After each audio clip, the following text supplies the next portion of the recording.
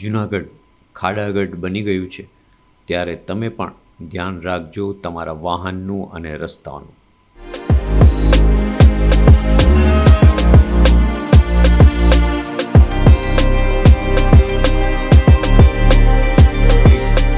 જૂનાગઢમાં ઠેર ઠેર ચાલતા ભૂગર્ભ ગટર, ગેસના તેમજ અન્ય કામના લીધે ઘણે ઠેકાણે રસ્તાઓ ખોદી કઢાયા છે. જોકે હવે આ કામ પૂર્ણતાના આરે છે, છતાં પણ અમુક વિસ્તારોમાં આ જગ્યાએ રસ્તાઓ બંધ પણ કરવા પડેલા છે. આ જ રીતે ગિરનાર દરવાજાથી લઈ ગોધાવની પાટી સુધીનો રોડ હાલ તો બંધ કરવામાં આવ્યો છે. છેલ્લા 5-6 દિવસથી ચાલતા આ કામની અંદર ઘણા બધા કામ બાકી હોય તેની અંદર અત્યારે રસ્તો બંધ છે, છતાં પણ ગિરનાર દરવાજા પાસે એક ખાડામાં એક વૃદ્ધ પડી ગયેલા અને ખાસ્સી ઈજાઓ પહોંચેલી. તેમનું કહેવાનું એમ છે કે આ કોન્ટ્રાક્ટરે ત્યાં રસ્તો બંધની કોઈ નિશાની કરેલી ન હતી અને અન્ય લોકો પણ આની અંદર અકસ્માતનો ભોગ બનેલા. આ બાબતે તેમના પર પોલીસ કેસ કરવાની પણ ચીમકી આપેલી હતી.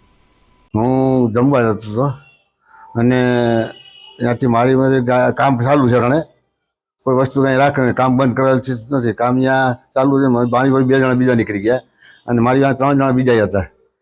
તે ઓલો કામવાળો કે ના નીકળી જાય, 2 વ્હીલ નીકળી જાય. એટલે હું નીકળી ગયો જતો હતો તો ગાડી સીધી ખાડામાં. તો આ બેદરકારી સમજી આ સરકારની કોન્ટ્રાક્ટરની. કઈ જગ્યાનો આ બનાવ છે? બનાવ ગિરનાર દરવાજે. મને મારા પગમાં ફ્રેક્ચર થઈ ગયું છે અને માથામાં ટાંકા આવ્યા છે. બરાબર, અમારે પોલીસ ચેક કરવાનો છે. કોની બેદરકારી કહેવાય? બેદરકારી સરકારની, કોન્ટ્રાક્ટરની. અવર જવર અહીંયા ચાલુ છે. મારી આગળ 2 મોટરસાઇકલ વાળા નીકળી ગયા, પછી મારી પાસે 3 જણા બીજા હતા, પછી હાલી માણસો જતા હતા. બપોરના 1:30 વાગ્યાની આસપાસ મારા ફાધર ઓફિસેથી ઘરે જમવા જતા હતા, ત્યારે ગિરનાર દરવાજા સર્કલની વચ્ચે મ્યુનિસિપલ કોર્પોરેશનનું કામ ચાલી રહ્યું છે. ત્યાં 10-12 ફૂટ જેવો ઊંડો ખાડો કરેલો છે. આજે કેટલા દિવસથી ખાડો એમને પડેલો છે અને ત્યાંથી લોકો પસાર થાય છે.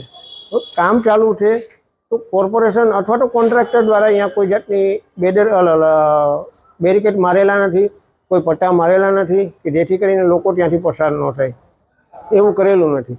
એટલે આજે મારા ફાધર બપોરે ત્યાંથી નીકળ્યા, પસાર થતા હતા, ગાડી બંધ કરીને ત્યારે દોરીને ગાડી લઈને નીકળ્યા એટલે એની ગાડી ખાડામાં પડી ગઈ. એટલે મારા ફાધરના પગમાં ફ્રેક્ચર થયેલું છે અને માથાના ભાગે ઈજા થયેલી. તો આમાં કોન્ટ્રાક્ટર અને તંત્રની એટલી લાપરવાહી કહેવાય કે ખરેખર જો રસ્તો બંધ કરવો હોય તો એમ બેરિકેડ મારવા પડે, ચેતવણીના બોર્ડો મારવા પડે, પછી ડાયવર્ઝન કાઢવો પડે. એવું તો કંઈ કાઢેલું નથી અને મન પડે ત્યારે રસ્તો બંધ કરી દે છે. જો રસ્તો બંધ કરવો હોય તો ખરેખર કલેક્ટરશ્રીનું જાહેરનામું હોય તો જ રસ્તો બંધ કરી શકાય. આમ મન પડે ત્યારે રસ્તા પણ બંધ કરાતા નથી. અને હવે આમાં અમે આગળ કોન્ટ્રાક્ટર અને જવાબદાર અધિકારીઓ ઉપર પોલીસ ફરિયાદ કરવાના છીએ.